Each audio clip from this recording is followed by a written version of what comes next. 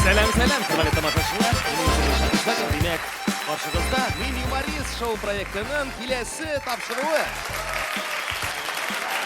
Біздің проектқа яш юмористар келіп, өздерін сыный, жюри ағзалары ең кішісін сайылы, жеңушіге 30 000 сум бүләкке. Проектімізді башлап жібер алдынан өзіміздің рәхмәтләрімізді білдірәсіміз келе. Біріншіден, Татнефть Хайрия фондына. Екіншіден, Мұнша ташы татар эстрада театрына. Flint Production компаниясына.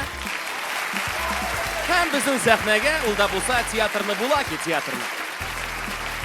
Бүген бездә финал. Күп кенә егетләр, кызлар үзләрен сынады, ләкин финалга бары тик 4 кеше генә барып җитте. Һәм кем 30 000 белән бүләкләнер икәнен без тиздән белербез.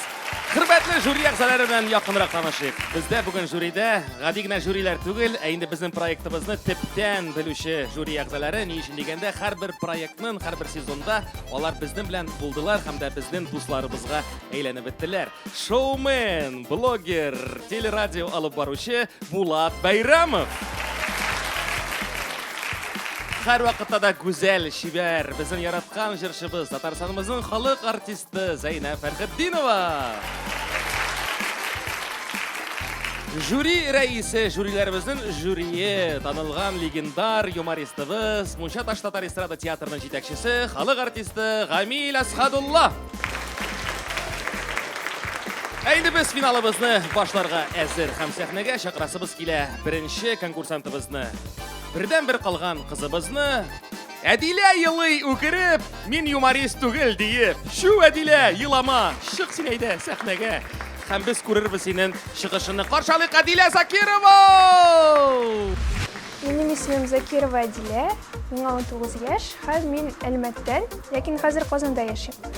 Бу тапшыруның шундый тиз бетүенә әз генә моңсуланам, чөнки көн сайын монда килеп, ниндидер зур идеялар белән яшәргә ияләштем.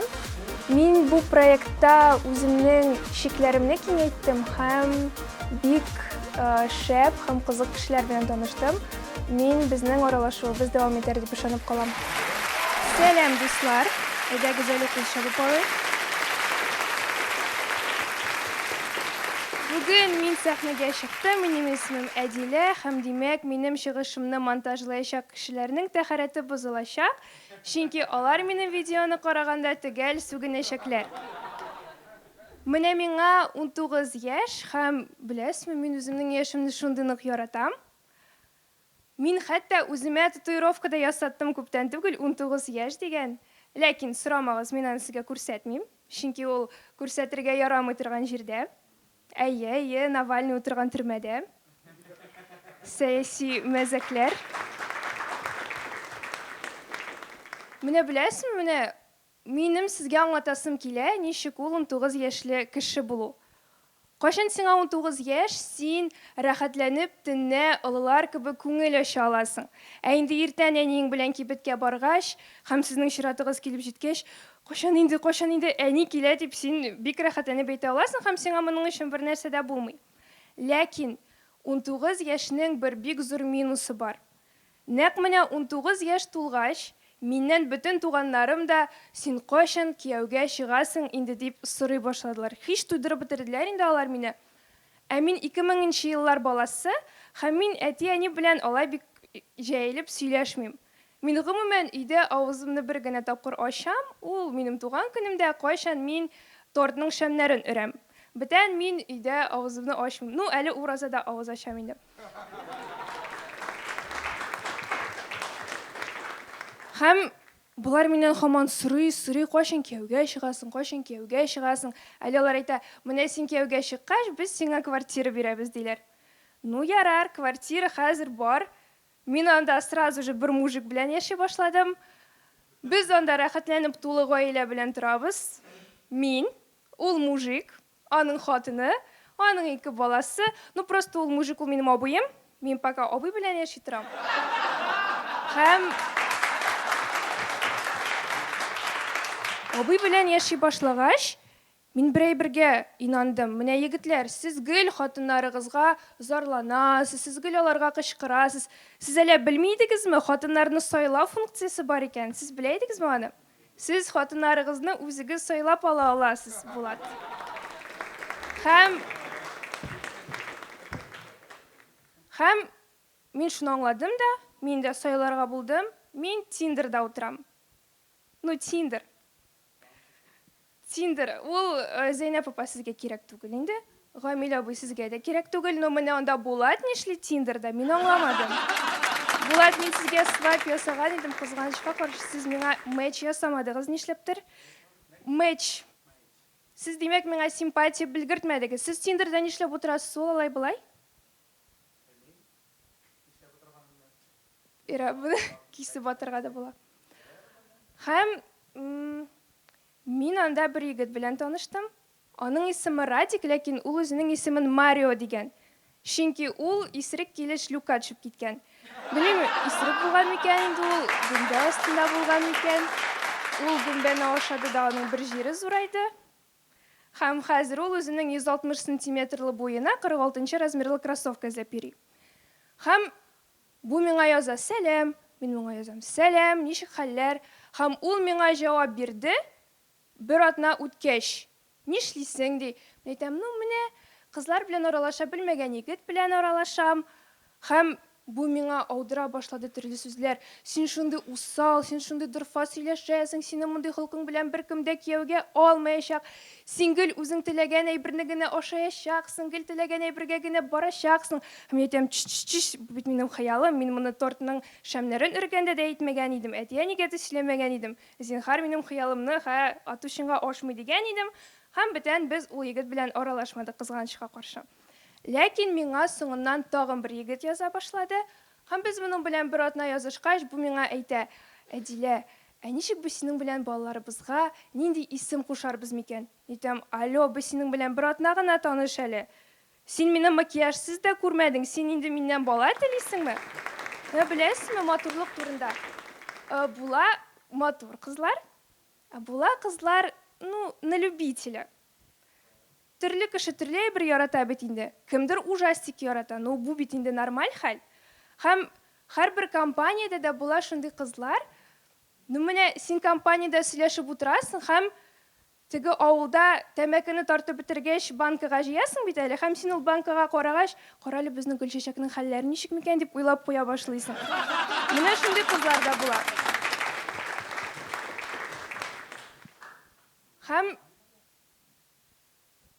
Һәм беләсезме, миңа бит җитди мөнәсәбәтләр кирәк. Миңа анда подъезд төбендә моңка малайлар һәм моңка кызларның силәгәйләр агызып үбешүләре кирәк түгел. Менә уйлап карасак, 14 яшьтә без анкета алмаша идек, ә хәзер ул яшьләр ротавирус алыша. Миңа мондый мөнәсәбәтләр төгәл кирәк түгел. Чөнки миңа бит инде минем борыным юеш булуын теләсәм, мин инде точно егет эзләмәс идем, ә берәр этне алыр идем дә аның белән рәхәтләнеп яшәр идем. Бик зур рәхмәт. Минем рәхмәт итәсем килә бу бәйгене оештыручыларга һәм дөресен әйткәндә, монда килгәч минем үземнең шикләрем киңәйде һәм мин бу проектта катнашуыма бик шатмын һәм без монда танышкан кешеләр алга таба да аралашырбыз дип ышанып калам. Рәхмәт.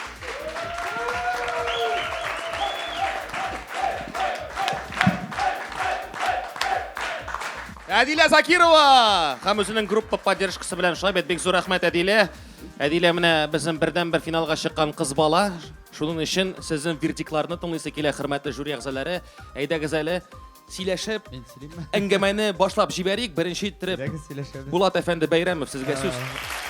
Молодец, әфәрин, минем беренче чыгышында караган идем. Икенче чыгышында барбыр әле прогресс сизелә.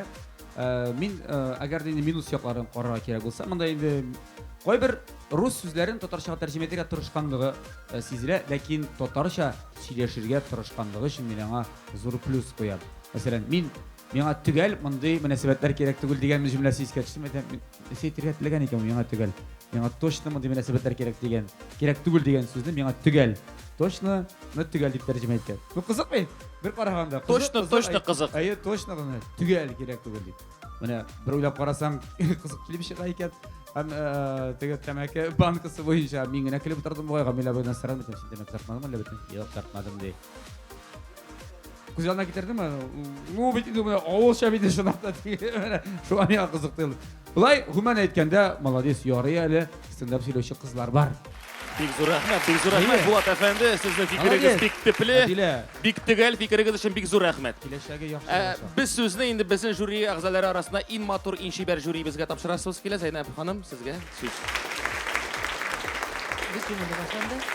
Benim kızlarının min humorista bulduğum sahnede şunday nişke ettirip, mağdur ettirip yangaşa humor söylemeleri ışığı. Hem indi bu kızın arkadaşadı. Birinciden, ikinciden benim 2000 yılga keşkine oğlum. Minen onlarga tırışam, ol mena koyvagat humorlar aytan, emeyten. Hazır meyten perevotlaştırın demen adim. Tercüme etin dedim. Ну, шулай аңлашып отыралар, мин аларны аңлатырым. Һәм монда Әдиләнең сөйләгәндә барысы да барып җитте күңелгә. Әдилә тәрҗемә итә. Заманча аңлашыл, заманча аңлашырлык итеп эшләп бит инде. Әйбәт алым. Әйбәт алым. Бик зур Зурага рәхмәт. мен әйткән, сезнең улыгыз ни әйтергә теләгәнне Әдилә тәрҗемә итеп бирде. Мин шуны әйтергә теләгән идем. Бик зур рәхмәт. Инде безнең жюри рәисе бер качан картаймый торган яшь егетебез Гамил абый Асхадулла сезгә. Зур рәхмәт комплиментыгыз өчен. Менә сезнең сүзгә куат, кызлар, җегетләр, чынлапта чын яшьләрчә чыгыш булды бу. Мәсәлән, күп сүзләрне мин беренче тапкыр ишеттем әле. Менә ансында Күп сүз. шуңа күрә Әдилә молодец. Беренче көнне караганда каушабрак калган. Бүген курыкмыйча күзгә карап сөйләде. Молодец. Хатын-кыз юмор авыр. Татарда хатын-кыз юморын чыгару һәм сөйләү миңа әйтәс килә. Молодец. Малажис. Без инде Диләгә уңышлар теләп калабыз һәм сәхнәгә киләсе конкурсантыбызны чакырасыбыз килә. Безнең инде егетләр, кызлар төрле яклардан чыгыш ясыйлар. Аларның хәтта Мәскәүдән дә катнашучылар бар. Озын сүзнең кыскасы, кайдагыз әле каршы алыйк Мәскәү егетен Динар Саляхов. Динар. Менә шундый була ул Мәскәү егетләре. Настоящий москвич. Урынына куябызмы, ярый? Давай, мәскәүлеләр шуны инде, алар үзләренчә кыланалар. Хәерле көн, исәнмесез? Менә инде миндә, Аллага шөкер дип әйтсәм дә була, мин юморист тапшыруның финалында, көтмәгәндә. Шуннан да сүземне башлаганчы рәхмәт сүзләрен әйтәсем килә. Бу тапшыруга миңа бу бик зур тәҗрибә булды. Мин беренче тапкыр катнаштым. Шуңа күрә бик дулкынландым. Һәм нәрсә әйтәсем килә? Бүтән оештыручыларга бик зур рәхмәт әйтә кул чабыйга әле. Илшат, 5 минут вакытым бар бит инде тайминг буенча. Менә нәрсә ул 5 минут? 5 минут эчендә нәрсә эшләп була? Уйлап карагыз. Зәйнәп апа, 5 минут эчендә мин рәхәтләнеп сезнең җырыгызны тыңлыйм. Рәхмәт сезгә шуның өчен. 5 минут эчендә, Гамил абый, мин интернетка кирипме, сезгә барыпмы, мунча ташыннан сезне карый алам. Рәхмәт шуның өчен сезгә. Һәм 5 минут эчендә Булат эшләрен эшләп бетерә дә, Ләйсәннән кире кыбырла да йоклап китә. Гафу. Минем тайминг буенча минем номерым 10 минутлык. Шуңа күрә мин чынлап әйтәм, мин бу финалга җиттем һәм моннан менә бу мизгелдән төшеп каласым килә һәм үз тавышымны Әдиләгә бирәсем килә. Ул менә бердән бер кызыбызга, бу проектта финалга җиткән кызыбызга Әдиләгә бирәсем килә. Рәхмәт, сезнең белән булды Динар, Мәскәү.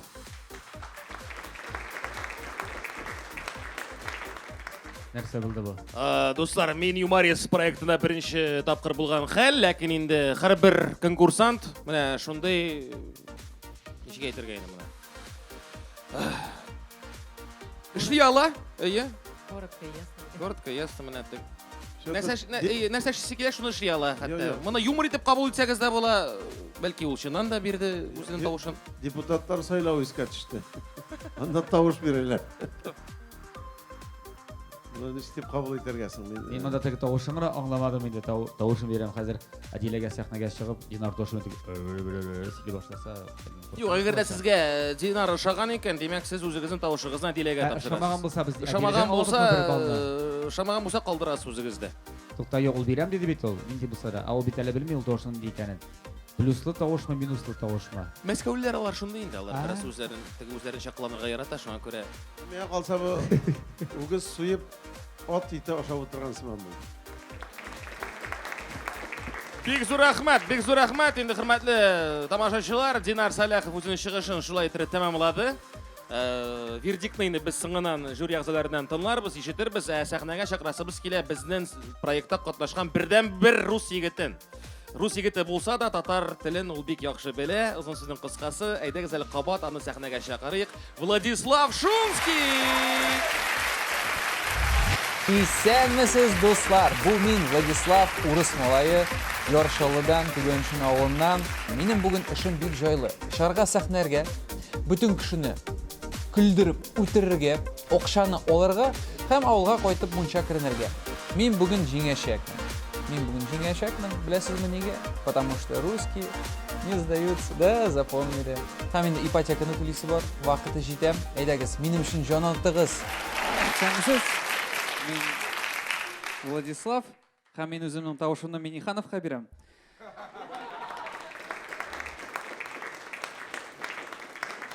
Бик яратам Тиндерда утырырга.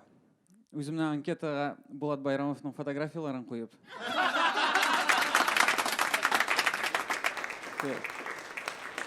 Аннары сәчтәмсез.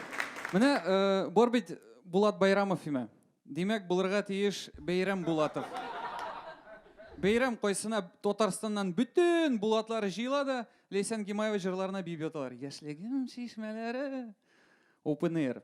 Ярар, әйдәгез, башлап җибәрәбез. Мин Владислав һәм мин урыс малае, мин татар телен өйрәндем. Һәм беләсезме, татар телен өйрәнгәч, мин бер әйберне аңладым. Татарстанда татар теле бик тә булыша. Менә мәсәлән, уку йортында, әгәр дә сиңа преподаватель икеле куя икән, син аның янына килеп әйтә аласың. Нобый. Ул сиңа эштән дә кимрәк куймас. Ләкин русларның алай килеп чыга алмый. Менә күз алдыгызга китерегез. Ну, дядя.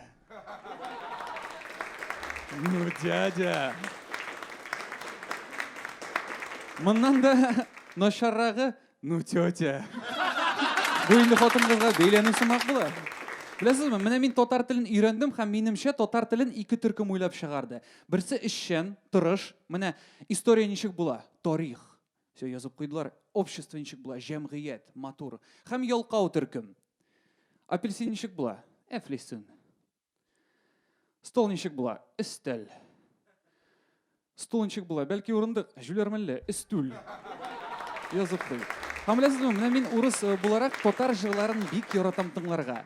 Ләкин мин берничек тә исемдә калдырмыйм татар җырчыларының исемнәрен. Чынлап та, алабыз, менә минемчә алабыз любой татар исемен, алабыз любой татар фамилиясын, кушабыз, өстенә ялтырый торган кием, менә сиңа дигән татар йолдызы.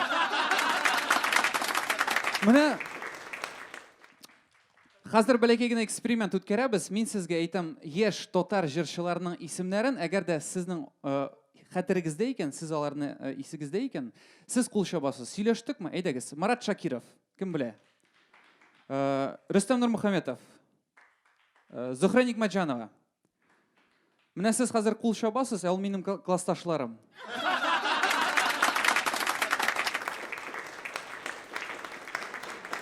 Һәм инде исегездәдер, мин авыл малае, авылда үскән һәм авыл турында сөйләп китәсе килә. Авылда кызык. Менә һәрбер авылда бар шундый мужик, аның бер генә задачасы, ул авылдагы бүтән малны суеп йөри. Чөнки ул белә, ничек итеп буарга, ничек итеп канны агызырга, кайда пәкене тыгырга, все-таки ул аның өчен утырып чыккан мужик инде. Һәм шул мужикның авылда иң тыныч хатыны, аңлыйсыз, юк?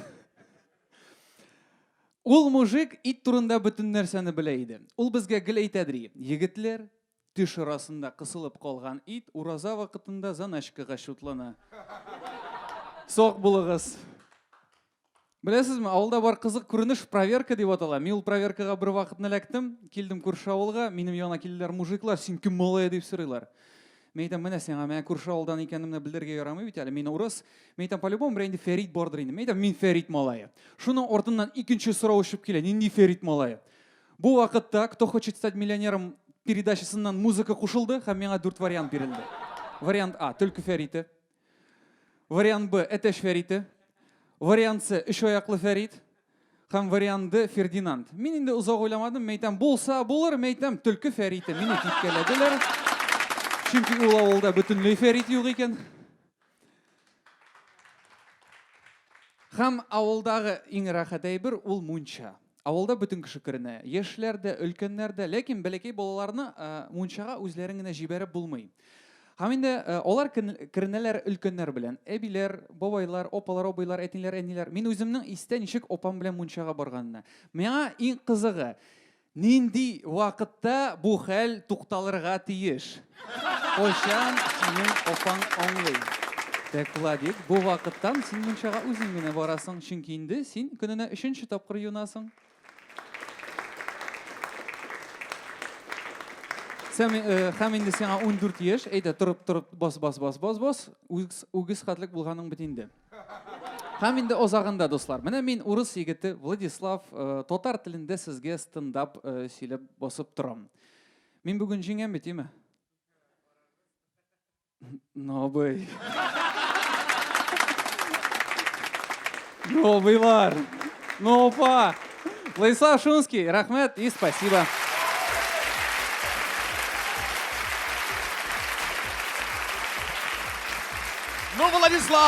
Владислав, менә бит, шундый егетләр, кызлар бездә катнаша һәм финалга юкка гына барып җитмәгәннәр дип уйлыйм мин. Жюри әгъзаларын тыңлап китәсе килә. Зайнаб ханым, ничек сезгә бу чыгыш, егетебезнең чыгышы, Владиславның? Энем булмады инде, энем белән мунчага керергә туры килмәде.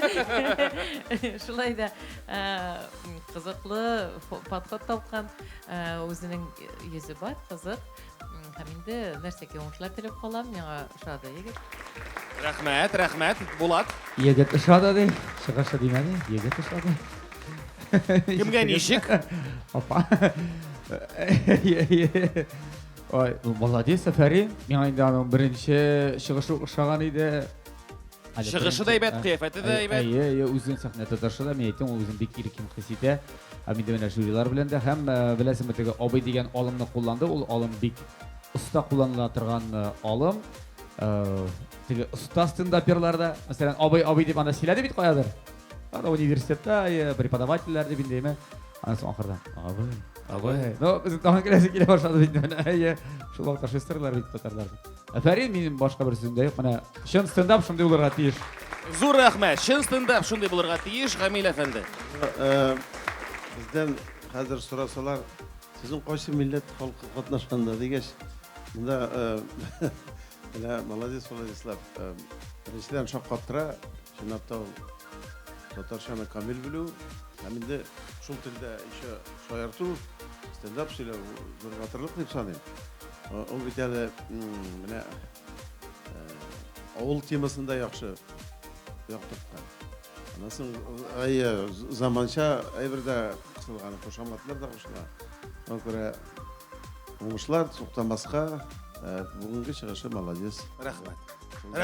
Владиславка без уңышлар теләп калабыз. Сәхнәгә чакырасыбыз килә. Безнең киләсе катнашучы егетебезне Алексеевский яклардан килеп җиткән егетебез Дмитрий Баранов.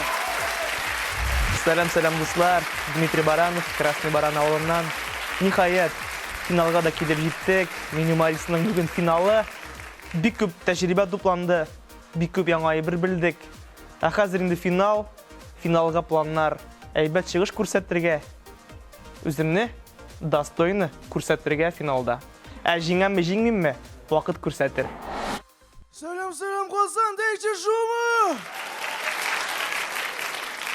Мин үземнең тавышымны бер кемгә дә бирмәйм, минем тавышым булай да юк. Хөрмәтле дуслар, мин юмористка килгәч, мин башта аңламадым. Мин монда гримерка дип торам. Тем более райдер буенча да туры килеп тора. Минем бит гримеркада мунча булырга тиеш. Правда мында бір зур ташы ғана. Зайнап апа, шүміш білән генә бірне жібәргіз әлі, пожалуйста. Суытып жіберді. О, Болат Байрамов біздің бүгін жюриде екен. Менің достым, хөрмәт итәм, біз бит аның белән бик каты шаган. Біздің разница только в нулях, в гонораре. Менің 6-0, аның 5,000 сум. Хөрмәтле жюри әгъзалары, сезнең урындык асларында конвертлар ята. Поймите правильно, взятка түгел. Безгә килсәгез, путевой лист уже әзер сезгә. Все нормально булачак. Беләсезме, мине бит хәзер кечкенә Тукай дип йөртәләр. Кечкенә Тукай. Суык, ашыйсы килә. Кертегез дип басып торам. Беләсезме, дуслар, кичә Тимай шалтырата, Фирдус. Әйдә, встретимся, поговорим ди. Мәйтәм, әйдә, иртәгә 13:00 син һәм мин күзгә күз по-морски туры эфирда Инстаграмда очрашырбыз, мин әйтәм. Беләсезме, дуслар, нәрсә әйтәсем килә? Мин бит озак враждовать алмыйм кешеләр белән. Менә Закиш белән ничек булды? Кояшлы бер матур көнне уянып киттем дә, чыкырда урманда. Мәйтәм, булай булмай, дуслашырга кирәк. Закишның туган көненә балта бүләк иттем. Менә хәзер скоро Фирдуснеке җитә. Фирдуснекене ала бирса, җеп бүләк итәчәкмен. Фирдус, пора завязывать. Дуслашырга иде. Хөрмәтле дуслар, беләсезме? Күптән түгел Зәйдә чыгыш ясадым. Шәһәр көнендә миңа анда бер вагон шикәр тиеп җибәрделәр. Хәзер мине Мәскәүдә сладкий мальчик дип йөртәләр. Юк, шикәр аркасында түгел. Булды инде анда хәлләр, булды. Беләсезме? Мине бит чакырдылар рейтингны күтәрергә Минюмаристның. Роза сөйгеле. Һич булмаса, йырлап җибәрәйек. Бәлки, әби-шәби яшь кызлар кереп тулыр залга. Беләсезме, дуслар? Нәрсә әйтәсем килә? Күптән түгел өйләндем бит. Котлый аласыз, Миннән күбесе сорый, яратыпмы, яратмыйчымы? Менә камерага әйтәм, соңгы тапкыр өйләндем, чтобы вопросов не было. Дуслар, беләсезме? Мин бит өйләнүнең плюслары бар, конечно, но минуслары да күп. Ваннага керәм, не пойму. То ли минем керем, то ли хатынның кереме. Шкафны ачам, то ли минем чыгыш ясый торган костюм, то ли хатынның халаты. Сугышып та алабыз кайвакыт. Менә хәзер дә кысып тора. Хатынныкы эләккән бугай. Бүген тагы эләгә инде. Беләсезме, дуслар, мин беренче концертымны урамда -30 градуста куйдым. Миңа ашамады. Шуңа күрә хәзер плюста гына җырлыйм. Беләсезме нәрсә, дуслар? Менә нәрсә әйтәсем килә, күбесе әйтә миңа, ни өчен тавышың хриплый дип. Мин бит бала чакта агачка кысылып калдым. Ярты көн буе улап утырдым. Минем яныма мәчеләр җыелды. Мен әйтәм, вот, смог же собрать кисуль рядом. Концертлар бирә башладым, дуслар, шуннан соң. Китте. Хәзер бит, менә Зәйнәп апа белә, яңа 1000 проекты эшлибез Башкортстанда. Урамда бер абыйың килеп тотып алды да. Рәкәш, Багдак ягасы искесе юк, баг либо бар, либо юк диде. Закиш исемен әйтмәскә кушты. Беләсезме, дуслар, ахырдан нәрсә белән бетерәсем килә? Шигырь белән. Һаумыгыз дип тә әйтәм. Исәнмесез дип тә әйтәм. Шатлана шуңа күңел. Бүленмик әле, дуслар. Без бит торт түгел. Рәхмәт!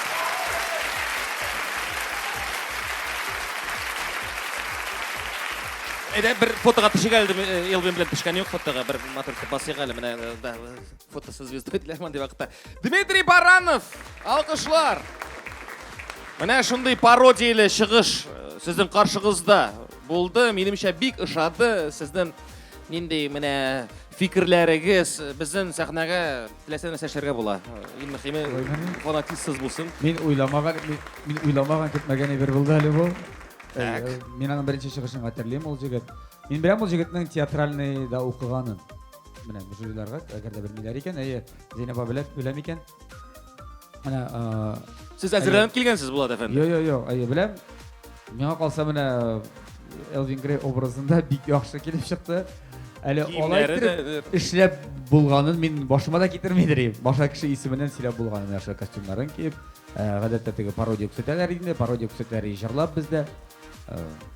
Молодец, афәрин. Сөйләп тә була икән, шәйбәт. Сөйләп тә була икән, стендапта сөйләп була икән. Рәхмәт.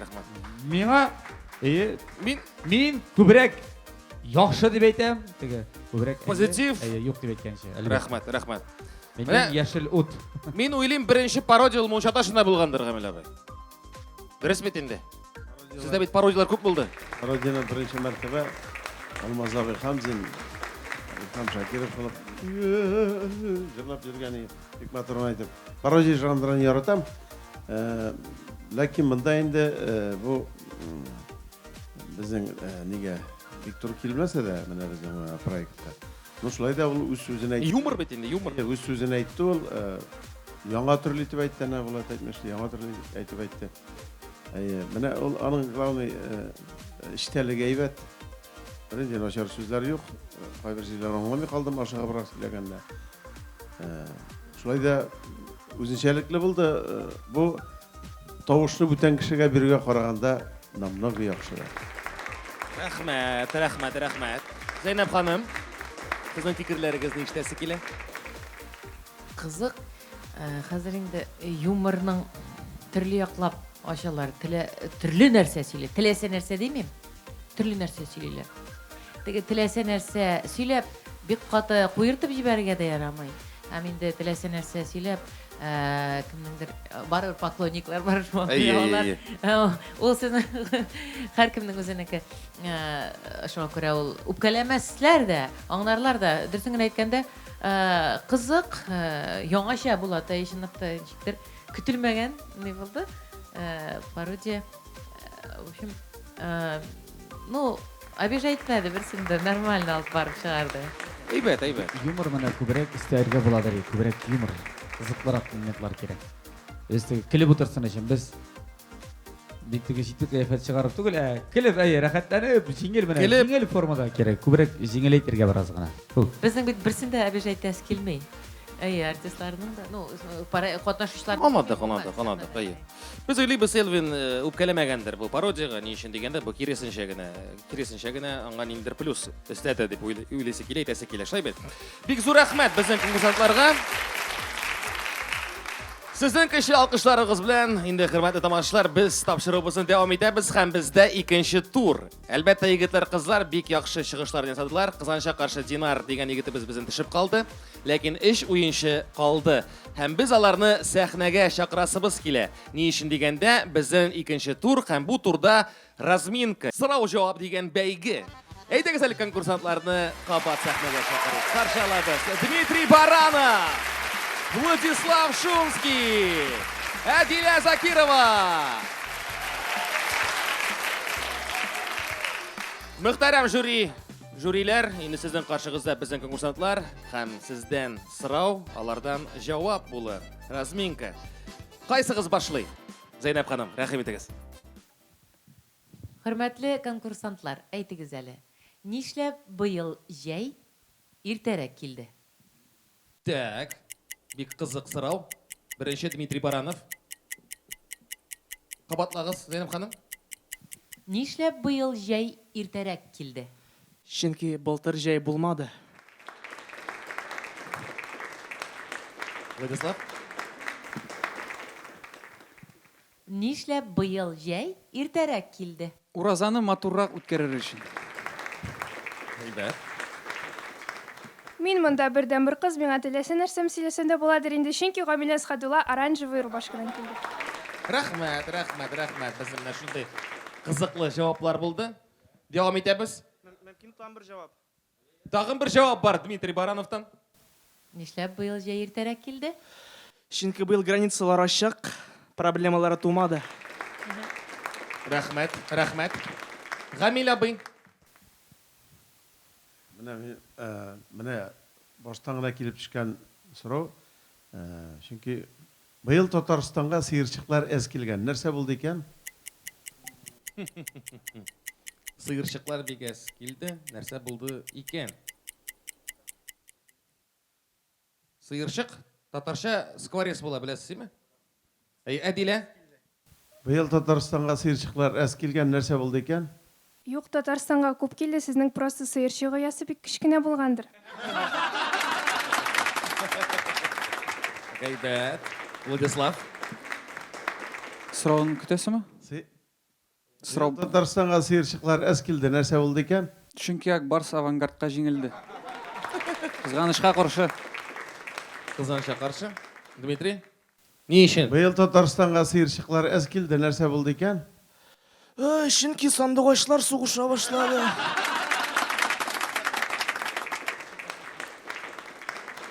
Әйе. Быел Татарстанга сыерчыклар әз килде. Нәрсә булды икән? Турцияны яптылар, онда урыслар юк, шуның өчен сыйырчыклар шунда. Әйбәт булды. Так, зур рәхмәт. Булат Бәйрәмов. Сорау. Бик кызыклы бер сорау бар. Иңде күктән. Томатный пастаны ясыйлар помидордан. Теш пастасын нәрсәдән ясыйлар икән? Теш пастасын нәрсәдән ясыйлар микән? Томат пастасын Теш ясыйлар түгел, помидордан. теш булсын. Теш пастасы. Теш. Әйдәгез, Дмитрий. Дмитрий бик кызыгып микрофон алыш. Помидордан эме томатный пастаны теш пастасын нәрсәдән ясыйлар икән? Быздан. Чөнки быз булса бызылмас. Төшмәңге картаймас. Зәйнәп апабыз утырса. Әйбәт, Дмитрий, молодец. Так, яхшы. Владислав. Пастасын помидордан ясыйлар, теш пастасын нәрсәдән? Белмим ничек безнең теш пастасын, но Юлия Якшинның теш пастасында отбеливатель точно бар. Әйбәт. Әдилә, Дмитрий. Тукта. Әдилә. Менә бит инде томатный паста инде, помидордан ясыйлар, помидорлардан. Теш пастасын нәрсәдән ясыйлар икән? Бәлки теш пастасын Гамил абыйның кысылып калган сыерчыкларыннан ясыйлардыр. Алар да әрәмгә китәргә тиеш түгел бит инде. Яхшы. Дмитрий. Син әйтмәкчиме, юкмы? Менә. Помидордан ясыйлар томатный пастаны, теш пастасын нәрсә? Гамил абыйның шуткаларыннан. Мәңге бызылмаячак. Мәңге бызылмый, мәңге черемей. Шулай бит, бик рәхмәт. Яхшы. Тагын сораугыз бармы? Тагын бер сорау. Алдагысында мин бирәм алайса, яме. Менә тиздән яз җитте бит инде. Авыл темасы булды бит инде. Язгы чәчү җитә. Шулай бит. Узган елны пандемия вакытында ничек язгы чәчүгә чыктылар икән? Пандемия вакытында Узган ел. чәчүгә ничек чыктылар икән? Шәшүгә чыкмадылар, сабантуй булмады бит. Димәк, бәйрәмедә. Әйбәт. Булмады. Быелның проблема жоқ. Язгы чәчү тиздән башланды, узган елны бу вакытта пандемиядан ничек чыктылар икән чәчүгә? Шәшүне белмим, но полиция уборкага бик әйбәт чыкты бу вакытта. Әйбәт. Әдилә бармы? Әйдә, син әйтмешли. Менә узган елны ничегрәк пасуга чәчүгә чыктылар икән. Мин озак уйладым, берәр бәлки акыллы фикер килмәсме дип. Менә логик яктан карасак, кешедән бит инде коронавирус башакка күчми. Бу сезнең җавабыгызны канәгатьләндерәме, бу сезнең сорауыгызны? Коронавирус башакка күчми. Башак дигән сүзне белүең молодец, афәрин. Рәхмәт. Җегетләр белмәгән нәрсә икән башактан. Әйбәт тема сез башладыгыз. Мин белмим. Башак темасымы? Әйе, башак темасына сез бик яхшы темага күчтегез. Мин белмим ни өчен сез минем татар телемә бәйләнәсез, чөнки мин татар кызы һәм татарча уйлыйм һәм татарча сөйләшәм. Һәм миңа аз гына кагылды сезнең бу сүзләрегез беренче чыгарылыштан ук. Төгәл әйттең. Төгәл әйттем. Әйе. Хәзерме? Әйе. Ярар. Точно дигәнсең. Төгәл әйттең. Әдилә борчылма, синең бер балың бар, чөнки Динар сиңа бер балны бирде. Дмитрий. Тагын менә узган елда басуга, Авыл хуҗалыгында шәшүгән чыктылар икән. Булат абый, мин шәшүдә былтыр булдым авылда. Сезгә сыр итеп кенә әйтәм, теләмичә чыктык.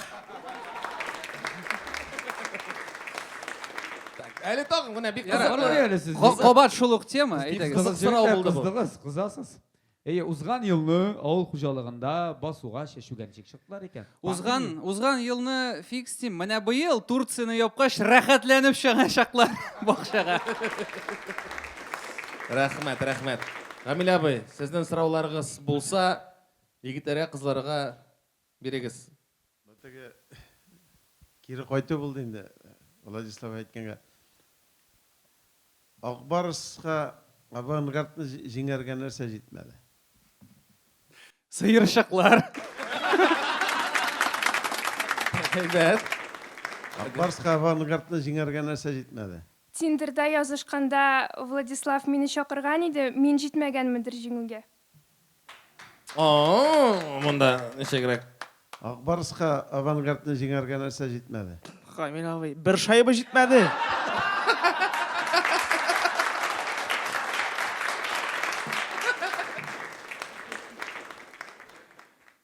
Акбарска авангардны җиңәргә нәрсә җитмәде.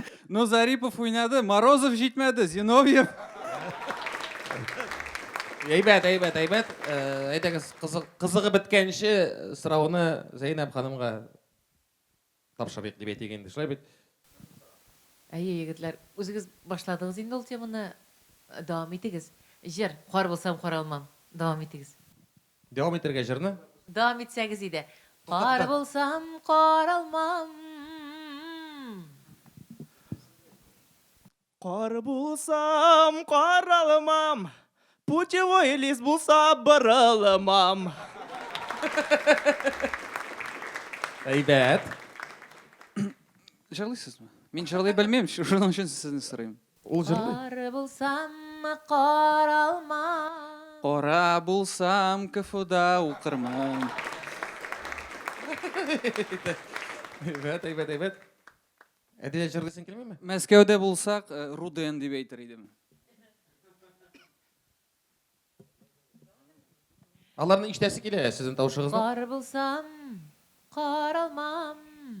Плоскостопие булса армияга барамам.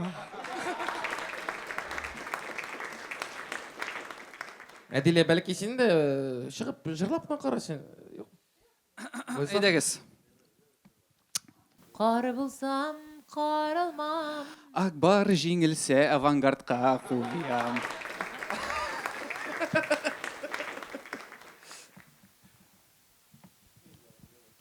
Кар булсам каралмам. Минем беренче җавабымны хәтерлисезме? О, Мин кыз һәм миңа күп нәрсә гафу ителә. Бер тапкыр тагын бер зинһар өчен. әйдә бергә. Кар булсам каралмам. Чихуахуа кулаклары. Ярый, минем җырлауыма игътибар итмәгез, әйме? Сыерчыклар хәтлек. Әйдәгез тагын бер тапкыр. Кар булсам каралмам. Тиндерга кирсәм, Байрамов булам.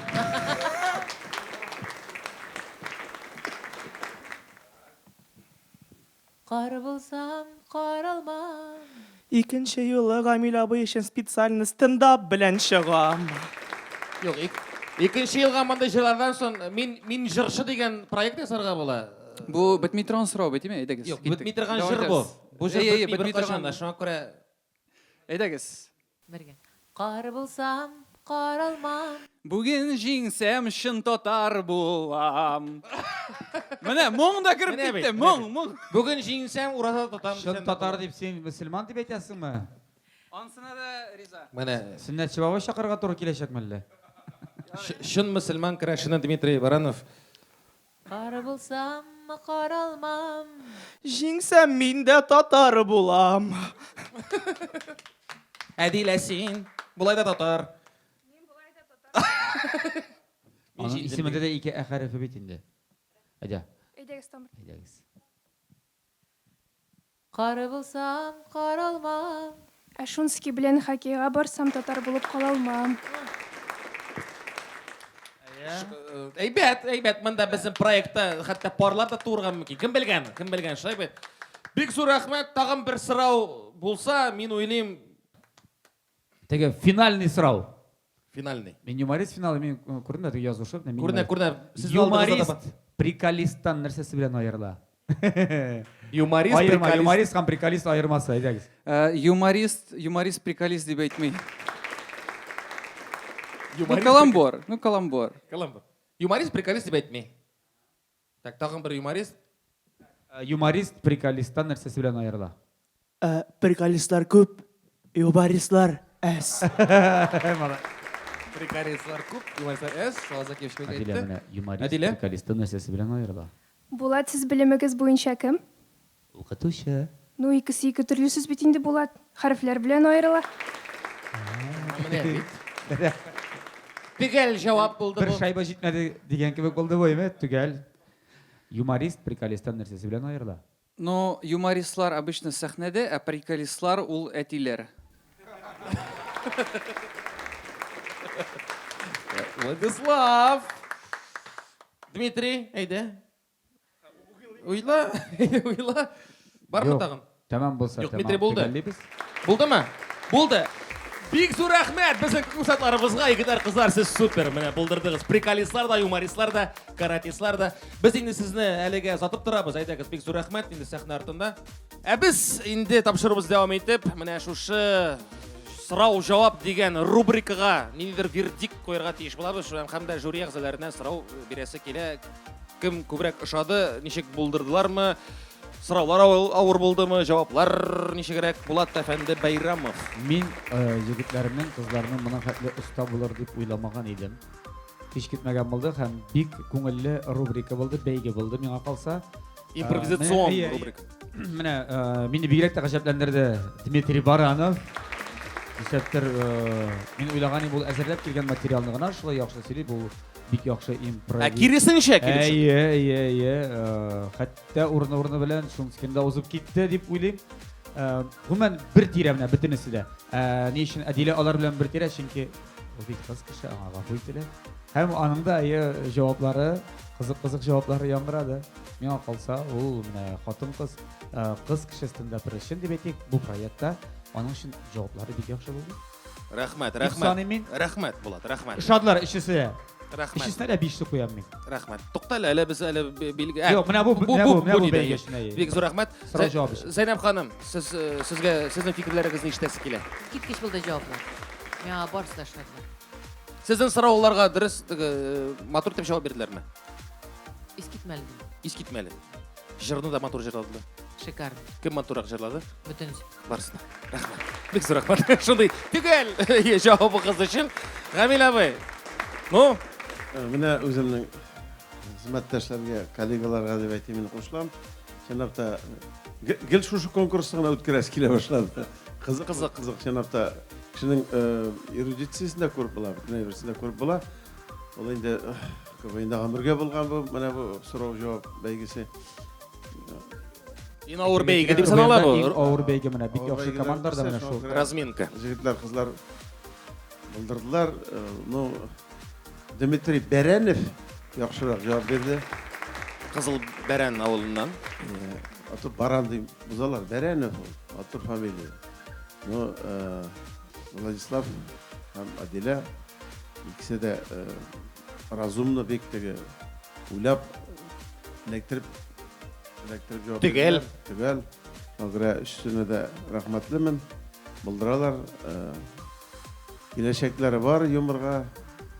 Ишке әйткәннәр, талант 10%, пускай 30% калганы тырышырга һәм үзегезгә undый куярга максат юморист булырга һәм булырга.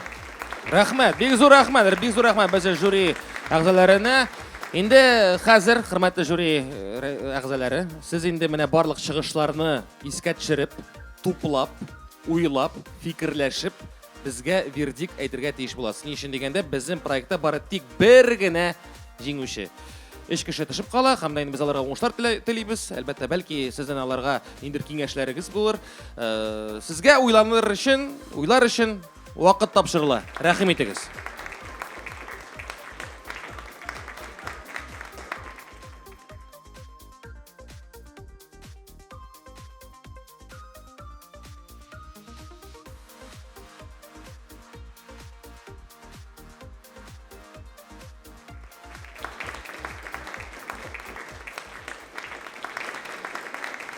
Хөрмәтле тамашачылар, инде ниһаять минем кулымда сертификат. 30 меңлек сертификат һәм кем шушы сертификатка лаеклы булыр икәнен без тиздән белербез. Безнең жюри әгъзалары инде бер-берсе белән киңәшләште. Аларга без сүз бирербез, әмма дә ләкин сүз биргәнче, әйдәгез әле безнең финалистларны кабат сәхнәгә чакырыйк. Каршы алыгыз Дмитрий Баранов, Владислав Шумский һәм дә Әдилә Закирова. Менә алар безнең финалистларыбыз, безнең юмористларыбыз, һәм дә инде бик авыр булды, карап тордык жюриләргә. Инде алар, белмим, фикер бирергә авыр бит инде, уша бит инде нәтиҗә ясарга. Булат әфәнде, сездән башлыйк әле. Рәхмәт, Илшат әфәнде. Нәрсә дип әйтәсем килә һәм әйтәм, җегетләр. Кызлар, җегетләр дип әйтер идек. Кыз һәм егетләр. Сезгә афәрин дип әйтәсем килә. Афәрин дип әйтәм. Молодцы. Бик дөрес юнәлештә барасыз. Үсеш сизелә һәм бу эшегездән бер качан туктамагыз. Бер-берегездән өйрәнегез, бер-берегездән дәресләр алыгыз, бер-берегездән алымнарын кулланыгыз, ягъни ярдәм итегез бер-берегезгә. Сөйләштекме? Бигрәк тә җегетләр кызларга ярдәм итсен үсәргә. Чөнки юмор белән яшәү рәхәт, җиңел һәм бүген дә карап тордык. Менә мин инде сезгә һәрбер бәйге саен әйтеп тордык бит үзебезнең билгеләребезне, бәяләребезне. Монда син бик югары истен, син бик югары истен андай әйбер юк. Һәрберегезнең юморы үз урынында. Кемнекендер шымартыбрак, шарлап җибәрәсе бар, кайдыр нәрсәдер өстисе бар, кайдыр нәрсәдер тагын язарга кирәк. Менә шуннан әвәли Барлыкка килә. Барлыкка килә. Төрле. Мәскәүдә, Казанда бер көндә генә төзелмәгән. Фифуниларда бер көндә генә. Әлбәттә. Эшләгез, яме, туктамагыз. Иң мөһиме туктамагыз. Камил абый әйтте, 30% ул талант дип, юк, 10% ул талант. 90% хезмәт. 10% талант, 30 мең сум акча. 60 мең ансы тырышлык инде. Бик зур рәхмәт. Вот әфәнде, Зәйнәп ханым. Бик зур рәхмәт сезгә килгәнегезгә. Беренчедән әйдәгез әле Зәйнәп ханымга кул чабыйк. Безнең яраткан легенда җырчыларыбыз. Сезгә сүз. Рәхмәт. Рәхмәт. Яшьләребезне яратам. Нәрсә әйтәсем килә? Шаярган, юморит иткән кеше кырында авызыңны ача-ача көлеп тору рәхәт. Әмма юморит итү, шаярту, шаян сүзне барып җитәрлек итеп сөйләү, ул бик авыр. Юмор ул җиңел нәрсә түгел. Шуңа күрә сезнең барыгызның да, өчегезнең дә үзенең йөзе. Үзегезнең өч юнәлештә сез рәхәтләнеп эшли аласыз. Бөтенегезгә дә афәрин. Миңа бик ошадыгыз. Бик тә күңелле, рәхәт, заманча.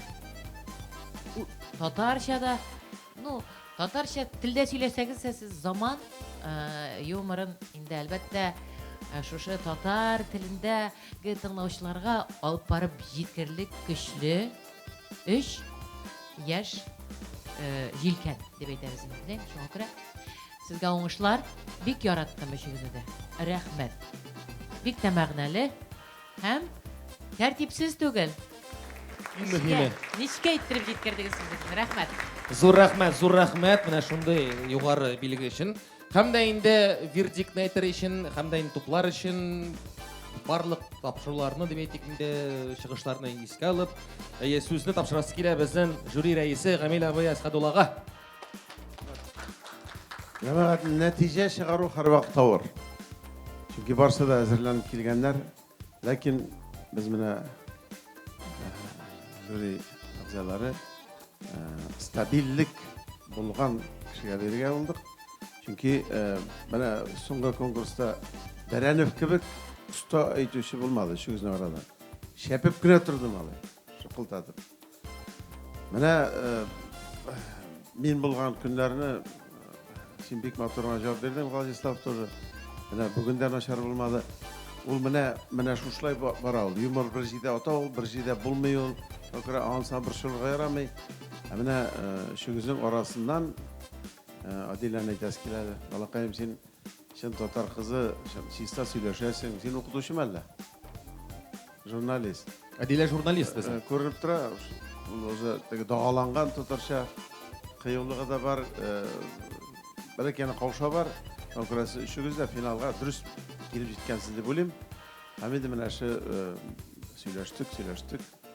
Сезнең барыгыз да молодцы. кыздырасыз.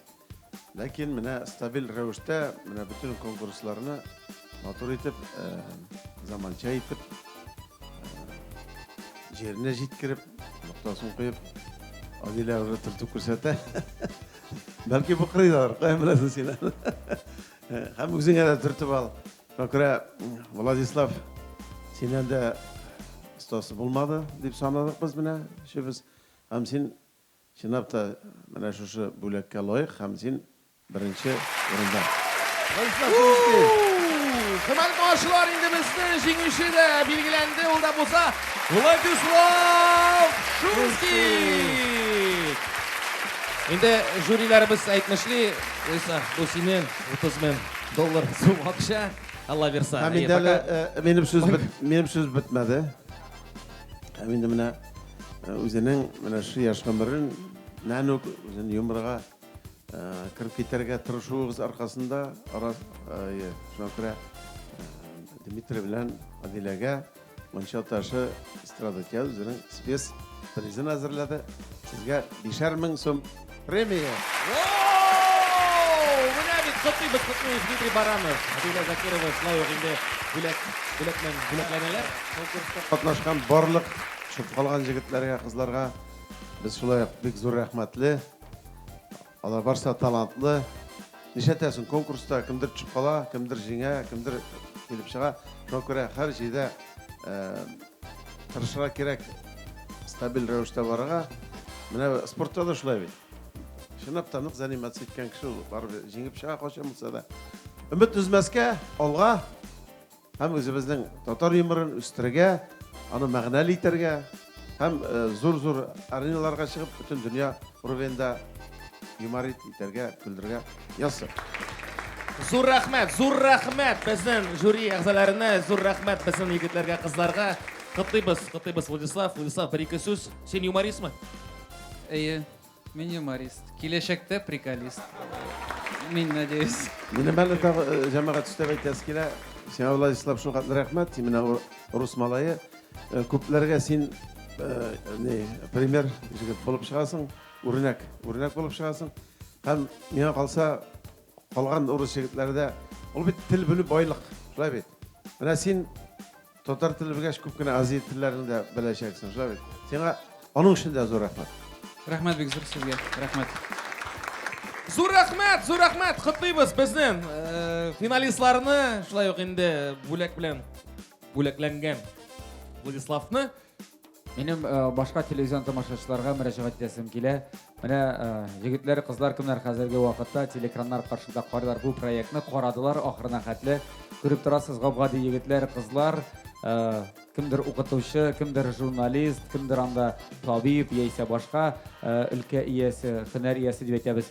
Килегез безнең проектка, килегез бу Мин юморист проектына, үзегезне сынап карагыз, өйдә утырып кына ятмагыз, язып карагыз, бәлкем чынлап та сездән дә юморист килеп чыгар. Менә дигән юмористлар килеп чыгар, ә сез үз эшегезне ташламагыз, яме бер кайчанда. Зур рәхмәт, хөрмәтле тамашачылар, инде шуннан да зур рәхмәт. Инде чын күңелдән котлыйбыз безнең егетләребезне, кызларыбызны җиңү белән һәм дә инде сездән бер-ике сүз, Адилә. Мин бу тапшыруда катнашырга тиеш түгел идем.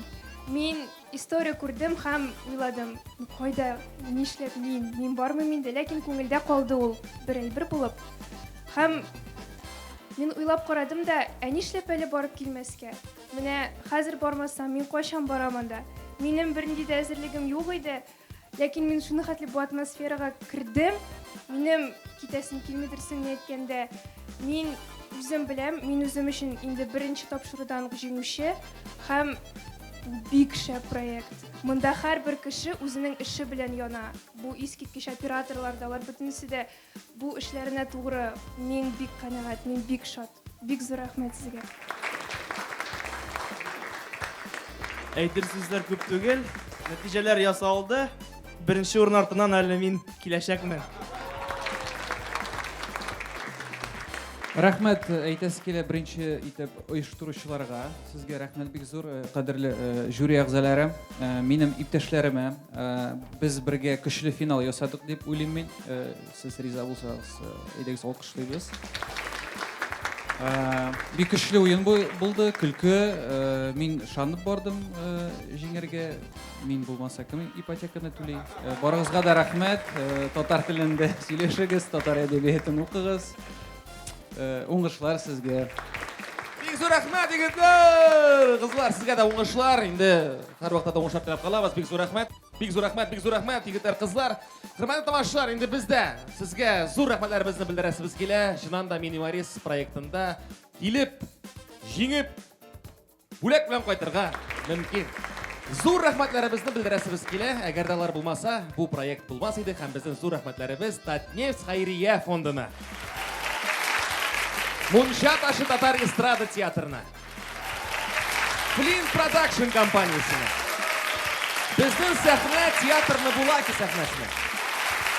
Барлык жюри әгъзаларына һәм дә сезгә тамашачылар. Инде без сезнең саулашабыз, сезнең булган мин Ишат Исхаков һәм мин Юморист 3-нче сезон проекты. Киләсе очрашуларга кадәр. Пока-пока!